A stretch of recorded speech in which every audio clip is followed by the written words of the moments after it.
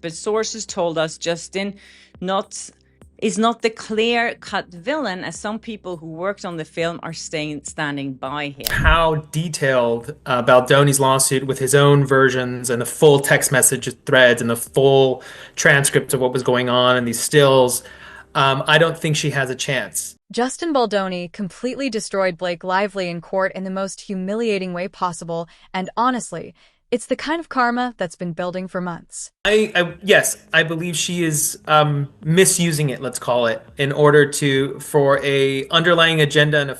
She spent all this time crafting a pity parade, hoping no one would challenge her story, but Baldoni stepped in with cold, hard facts and completely shut the whole circus down. I do think he's leading the win, and I will repeat, this is a fight that Lively probably did not understand how much it has exploded beyond her control. The worst part is she never even saw it coming, thinking silence meant surrender, but in reality, it was all part of the strategy. Blake Lively is doing right now is trying to convince us that she's happy and she's doing fine and she's popular and she's loved. So here's where things get truly insane.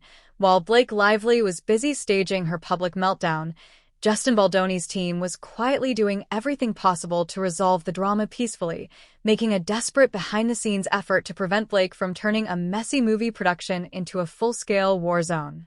And the wildest part? None of us were supposed to know any of this. So here is the post that's been pushed and has everyone up in arms on social media this weekend. It is a post, an email sent from Melissa Nathan to Jennifer. Thanks to a leaked email circulating on Reddit, the curtain was pulled back on what Justin's crisis team was actually doing. The email, sent by Melissa Nathan, a crisis PR professional working with Justin's team, went to Jennifer Al, Baldoni's publicist. The crisis manager or the crisis PR team that Justin Baldoni hired when he started feeling that things were turning against him and he freaked out. And what's inside that email? Proof that Justin's team wasn't plotting revenge.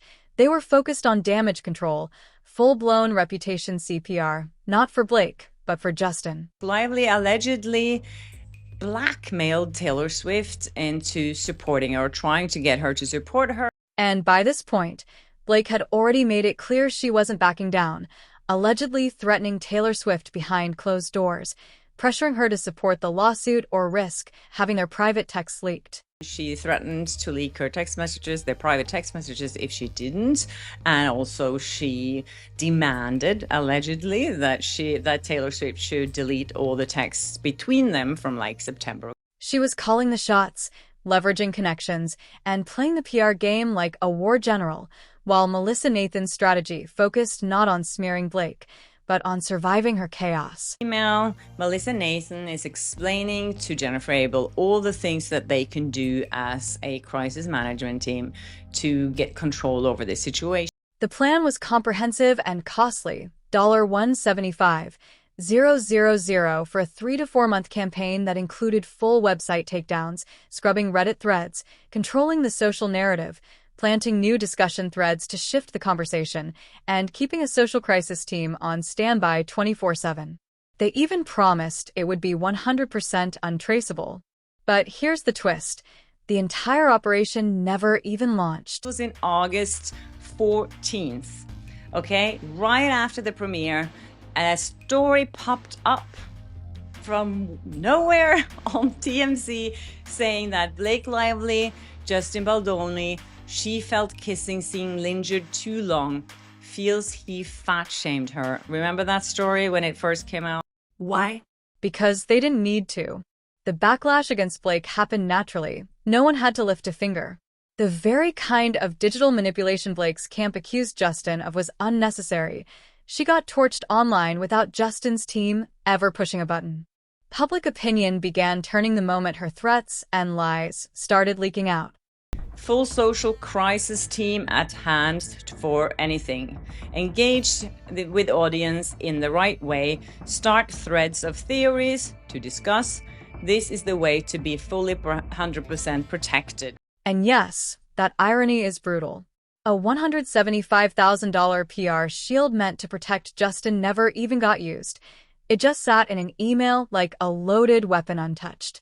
Meanwhile, Blake was out there throwing PR grenades at herself, unintentionally fueling the narrative that she was the one trying to rewrite reality. You have to remember that Blake Lively was already threatening Justin Baldoni. He received a letter, a statement written by what we now think is probably most likely Ryan Reynolds. But what really blows the lid off the whole thing is that Justin himself wasn't even looped in. That's right, his name doesn't appear anywhere in the email. He wasn't copied, and he wasn't directing the strategy. Supposed to sign this. Remember, It Ends With Us was a troubled production which we take full accountability for.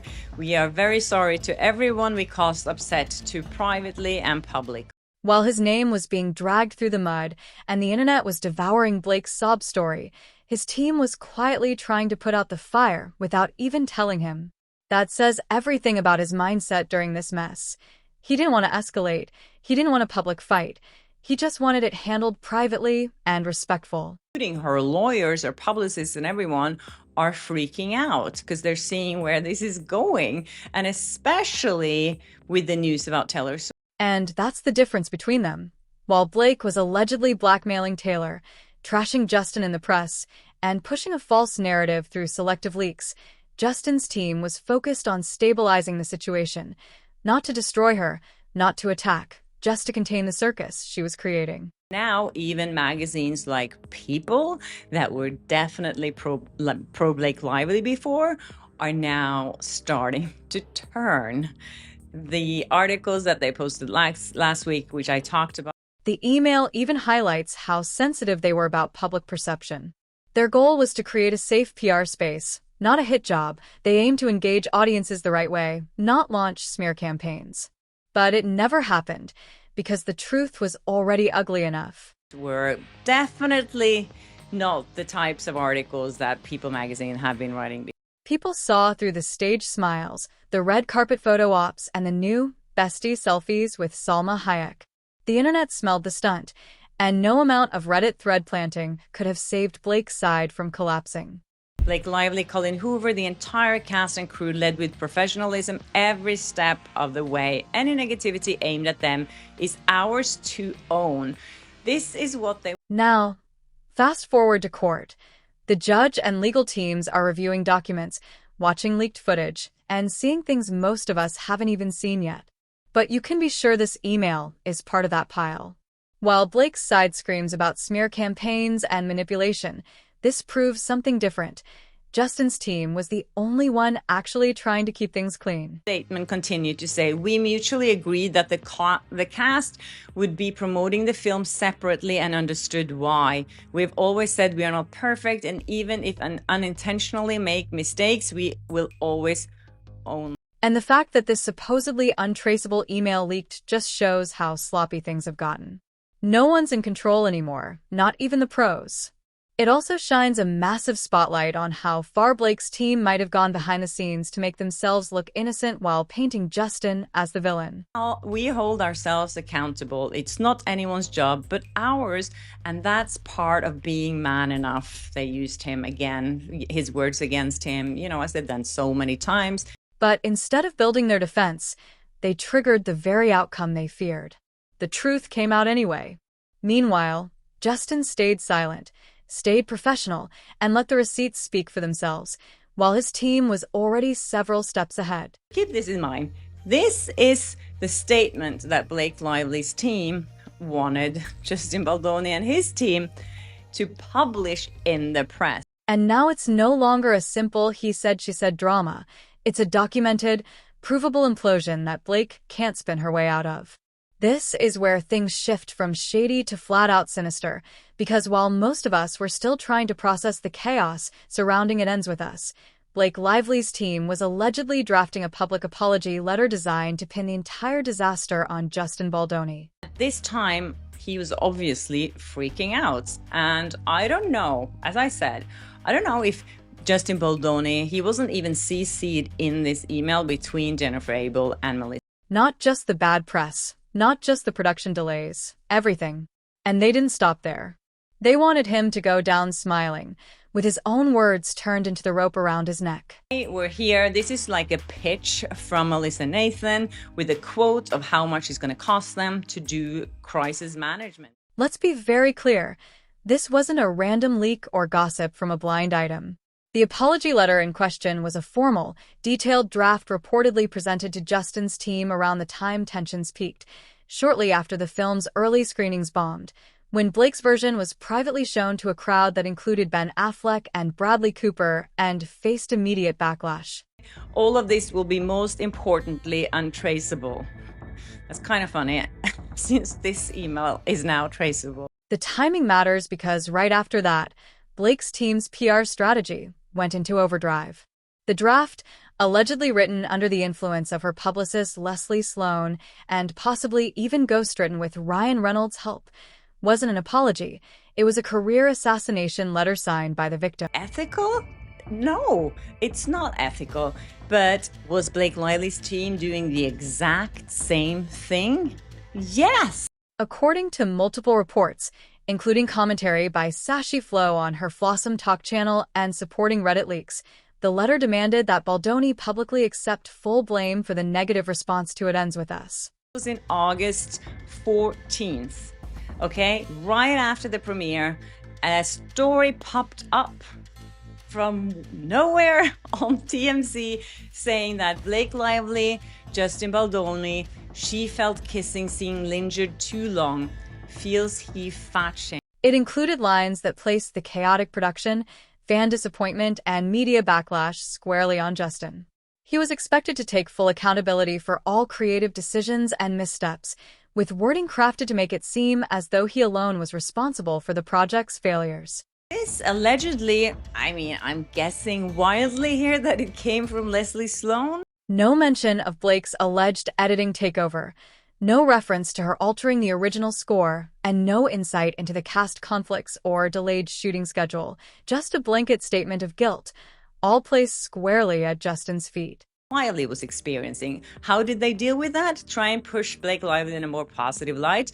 No, they went out and tried to trash Baldoni instead. Exactly what they're accusing him of doing to her.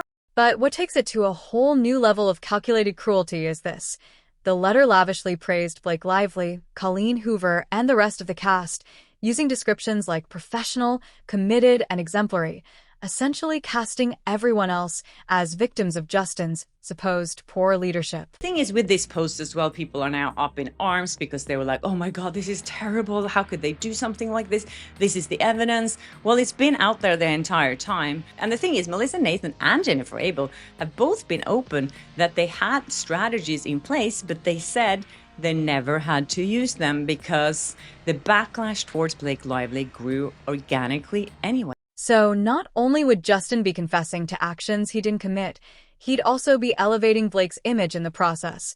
The same Blake who, at this point, had allegedly threatened Taylor Swift with the exposure of private text messages and had completely hijacked the film's post-production. Blake Lively's team have all the same tools as Justin Baldoni has. They have a lot more money even. So you can imagine that they could actually do the same thing if they wanted to. And if you think it ends there, it doesn't. The apology letter wasn't just emotionally manipulative, it was psychologically engineered, even weaponizing quotes from Justin's own podcast, Man Enough. For context, Justin created Man Enough to explore male vulnerability, empathy, and the deconstruction of toxic masculinity. TMZ cast and crew agree there's definitely bad blood between the It Ends With Us co-stars, but sources told us Justin is not the clear-cut villain, as some people who worked on the film are standing by. It's his safe space, his values platform, but Blake's PR team reportedly twisted his past podcast quotes, lines about owning your mistakes and standing up for women, and embedded them into the draft to trap him in a moral corner. On the set, or are they her publicist? Also keep in mind that Blake Lively hired Nick Shapiro, who's an ex-CIA guy. Why did she hire him? To do things more transparent and openly? No. This was like someone stabbing you with your own kitchen knife, then asking you to thank them for the lesson. The message was clear. If Justin refused to sign, he'd look like a hypocrite. If he did sign, his credibility as a director, actor, and activist would be permanently damaged. Either way, he'd lose. Story in TMZ that someone leaked. Sashi Flo, who's been tracking this entire saga closely, addressed this letter directly in her April breakdown, noting that the language wasn't just rehearsed, it was strategy-driven. It deliberately used terms Justin often relied on in public discussions, words like accountability, safe spaces, and growth, all carefully chosen to guilt-trip him into submission. They knew exactly what they were doing. What Miss Lively is attempting to do is set a dangerous precedent by barring the courthouse doors to my clients and punishing them for having their day in court, a right protected by the First Amendment. This right protects not only Mr. Baldoni and the Wayfarer parties in this particular case, but all Americans in the future who have false allegations leveled against them and seek relief from our justice system. The draft also mentioned the idea of a mutual understanding between the cast members to promote the film separately, and that line alone was clearly designed to shield Blake from the PR nightmare of not appearing alongside Justin during press junkets. Is because of how detailed Baldoni's lawsuit with his own versions and the full text message threads and the full transcript of what was going on and these stills, I don't think she has a... It's something fans had already begun noticing. Why weren't they doing joint interviews? Why was Blake appearing only solo or with supporting actors? This line in the letter was meant to retroactively justify her absence while framing it as a mutual agreement with Justin, rather than a strategic move on her part. Argued by Baldoni's attorneys is that there has to be a showing of malice and that well, now it's going to go back to her, to Lively. Lively had a reasonable basis for her claim in the first place. But there's another layer. The letter also stated that Baldoni's production company, Wayfarer Studios, would release a separate press statement echoing the same sentiments. It was meant to be a coordinated two-step PR surrender, reaffirming that Blake and the cast had acted with complete integrity throughout the production and that Wayfarer fully acknowledged the public's disappointment and the learning opportunity the backlash represented. It has to be on the face of his complaint. And what that means is that the judge reading the complaint in this motion has to assume everything that's in it and all those many, many, many pages. And what's perhaps most disturbing is the underlying goal. This wasn't about accountability or resolution. It was about erasing Blake's role in the disaster, turning her from the problem into the victim, and reducing Justin from co-director to the sacrificial goat. The judge would have to make a determination that somehow she had a good faith, reasonable basis, and I don't think he can do. If he had signed that letter, it would have completely shifted both the legal and public narrative. Any future footage of Blake's alleged on-set behavior, any documentation of her control over editing, or any evidence of false claims would have been seen through the lens of a man who had already admitted it was his fault. Sort of quote legit, like, do you think this is a massive threat to others? Like, is she trying to play this law, this Me Too law, which we're going to go through more depth, to like actually try and get her way? Do you agree with his urgency? Blake's team didn't want peace. They wanted submission. They wanted Justin to quietly fade into the shadows while they rebuilt Blake's brand as an empowered female filmmaker who had endured a difficult male collaborator, a fabricated narrative, and a deliberate inversion of reality. Yes, I believe she is misusing it, let's call it, in order for a underlying agenda and a fight that she picked that probably she... Let's talk about the one move that might have completely blown up Blake Lively's entire legal strategy. Because when you allegedly blackmail Taylor Swift, you're not just lighting a match, you're setting the whole house on fire. According to Brian Friedman's bombshell letter, it started with a series of threats Blake reportedly made to Taylor behind closed doors. Blake allegedly told Taylor that if she didn't support her lawsuit, or at the very least stay silent, she would leak all their private text messages, not just a few, but everything from September to October, right when the It Ends With Us disaster was peaking. And it didn't stop there. Blake allegedly told Taylor to delete all their texts, a move that looked more like obstruction than friendship. Baldoni's alleged to have done is not like one super serious, like the boob grab, right? It's not that. It's these kind of like nefarious things, which shouldn't happen in the... This wasn't just gossip. It came straight from legal filings. The allegation was so bold that it sparked immediate backlash. Because if there's one person you don't pressure publicly or privately, it's Taylor Swift, who isn't just one of the most powerful celebrities on the planet, but also known for cutting off friends like dead weight when boundaries are crossed. And sure enough, Taylor went completely silent. No statement, no tweet, no subtle Instagram like, just total blackout. Motivations for bringing these quote unquote unlawful things during those stories of them trying to take over the film now give context to his counter. Taylor's signature PR team, led by Tree Payne, didn't issue even a two-word denial or clarification. That silence spoke volumes and didn't go unnoticed.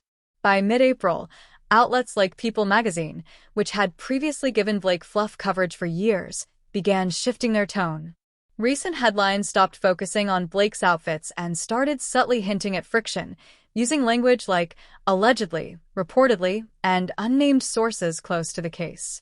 In other words, they were backing away fast. At this stage, where they're just like, well, I'm just looking at your guys' complaints, the judge can't really make a credibility finding. He has to assume what is in the complaint is true. The final piece of the betrayal: Blake's alleged attempt to fire the film's composer by claiming Taylor didn't want to be involved if he stayed. This was another calculated move, not about protecting Taylor's boundaries, but about Blake trying to secure Producers Guild of America, PGA, credit for herself. According to multiple insiders and detailed in Sashi Flow's coverage, Blake needed to demonstrate control over creative departments, including music, to qualify. So she reportedly told Sony that Taylor had an issue with the composer, even though Taylor never said any such thing. Why Baldoni's attorneys are like, this doesn't have a shot because of how detailed the complaint by Baldoni is. The judge cannot make an opposite finding because he has to, or she has to make an assumption that everything in that very well-detailed complaint. That lie unraveled quickly. Sony, desperate to keep Taylor's music in the film, fired the composer. But when Taylor's team caught wind of it, they made it crystal clear. Taylor was one of 19 artists who licensed songs for the movie, nothing more.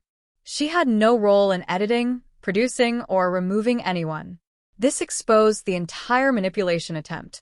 Blake had leveraged her friendship with Taylor to advance her own credit, and when it came out in court filings, it made her look both desperate and deceptive. I do think he's leading the win, and I will repeat, this is a fight that Lively probably did not understand how much it has exploded beyond her. Now shift to the digital smear campaign Blake's team allegedly orchestrated on Reddit, where things go from shady to downright dystopian. Around the same time Taylor began ghosting Blake, Reddit users noticed heavily moderated threads appearing across Blake-related subreddits. These weren't normal discussions, they were guest list-only threads with locked comments, carefully managed by invisible moderators. What made them suspicious? They were filled with pro-Blake sentiment, pushing a narrative that Justin was manipulative, difficult, and solely responsible for the film's failure. He's not really good at what he's doing, which it doesn't seem like, because if you read everything that's been happening in the press lately, he is not a very good guy at crisis management. Maybe she should hire Melissa Nathan. According to Sashi Flow and insider reports, these threads weren't organic. They were planted. The mastermind behind this digital fog machine was Nick Shapiro, Blake's hired crisis manager. And not just any PR rep. Shapiro is a former CIA operative turned Hollywood fixer. Maybe she should hire Melissa Nathan if she's thinking she's so good that she could do this to her. I mean, I would love to see the contract that they wrote with Nick Shapiro. What was he promising them in that contract? He was hired specifically to manage the spiraling press disaster Blake faced after her version of the film tanked and the lawsuit made headlines. His job was to control online sentiment, shift blame, and make Blake appear as the misunderstood heroine of her own downfall. That he signed with Blake Lively's team. What is he doing? On this Reddit thread, there was a note attached saying that you can request to be approved to comment on guest list only posts. But Reddit wasn't buying it. Users flagged the manipulation immediately. Several accounts promoting pro-Blake narratives were found to be newly created or repeatedly spamming, while moderators removed dissenting opinions. The threads weren't meant for conversation. They were designed to control the narrative flow, just like a sanitized Instagram comment section. This post of this old email is heavily reviewed, and it says if you're not a member of this community, your comment will be removed. And while Blake's side was allegedly running a digital smokescreen, the real wrecking ball came from the leaked email on Justin's side, specifically the one from Melissa Nathan to Jennifer Al, which laid out everything from Reddit manipulation to broader social media control. That community is, maybe it's a pro-blakelively community, but I feel like if you don't allow everyone to comment, I think it's something fishy there. There's something a little bit suspicious about that. But here's the twist. Justin's team never used it. He wasn't even CC'd on the email. His camp planned for defense, not offense, and because they didn't act on it, it became a smoking gun proving that the worst manipulations weren't coming from Baldoni. And there's a moderator for the comments. The only place we've seen moderator for comments are on like typical pro-Blake Lively pages and things. So, I mean... They were coming from Blake. That single leak made all of Blake's deflections look hollow, because while she was pointing fingers at Baldoni's supposed PR games, her own team was allegedly planting narratives, hiring intelligence veterans, and flooding Reddit with pre-approved praise. And it didn't work. Reddit users tore it apart. Taylor Swift ghosted her. People magazine changed sides, and the court filings exposed more of it than her team ever expected to become public. Yeah. This is definitely the way I see it. I think this is definitely something that Blake Lively's team is behind, for sure. The biggest problem with Blake Lively's case isn't what's being said, it's what's been recorded. And that's exactly what her team failed to account for. While Blake was allegedly running a PR circus and trying to spin Justin Baldoni into Hollywood's next villain, there was one thing she couldn't control: dozens of hours of raw, uncut behind-the-scenes footage. So my point here is that these dirty games that they play behind closed doors, these PR agencies and crisis management teams, whatever, it's dirty. And according to multiple insiders, the cameras on the It Ends With Us set never stopped rolling. Not between takes, not during costume disputes, and not even when tempers flared. That's not speculation. This detail comes directly from sources with access to production protocols. As noted in Sashi Flow's breakdown of the filming disaster, Wayfarer Studios' production style kept cameras running during downtime, partly for continuity, partly to save time on resets, and partly because they anticipated problems early. That decision might be what ultimately ends this case altogether. Surprised people and shocked people when this lawsuit was filed that they were playing dirty. But you have to keep in mind, everyone is doing it. Don't say that Blake Lively's team hasn't been doing it. And you have to remember the pressure that Baldoni was under when this happened. Because this footage doesn't just show behind-the-scenes friction. It allegedly captures Blake Lively mocking Justin's physical appearance on camera, specifically telling him to get a nose job in reference to a scene she would later claim made her uncomfortable. That same scene is the one where she later alleged harassment, yet according to the footage and testimony, she was the one openly joking about his face, not the other way around. Keep in mind, he wasn't CC'd on this email. He probably didn't know anything about this. He didn't know that they were planning these strategies, untraceable strategies. According to the timeline of production chaos detailed in both court filings and Reddit leaks, these delays weren't minor. They cost real money. Blake reportedly brought her own outfits instead of using assigned ones, forced last-minute hair and makeup changes, and refused to perform scenes as scripted unless she had final say over the edits. The footage allegedly documents every bit of this. But of course, it doesn't even say here that they're planning to post things to tear Blake Lively down. They're just saying that they want to control the situation. The fact that dozens of hours of this raw footage exist changes the stakes completely. If this goes to trial, it won't be a battle over who can tell the best story. It will be a screening. A screening where a jury sees Blake Lively refusing to take direction, insulting her co-director, and acting as if she were running the entire production. According to insider testimony submitted by Wayfarer's legal team, these recordings reveal a consistent pattern of behavior that matches every accusation made against her. domineering, erratic, and unprofessional conduct that derailed the project from the inside out. As far as I can remember, he didn't get any negative press around this time.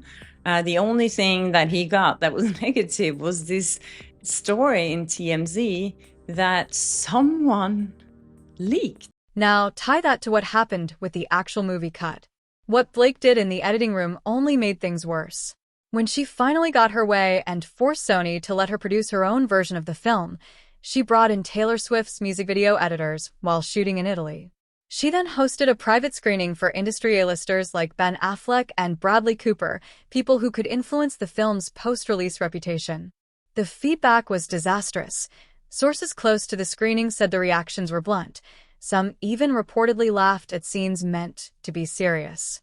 Sony was mortified, but instead of pulling her cut immediately, they gave her a second chance on the condition that she reintegrate Justin's scenes and have it edited properly by someone with real feature film experience.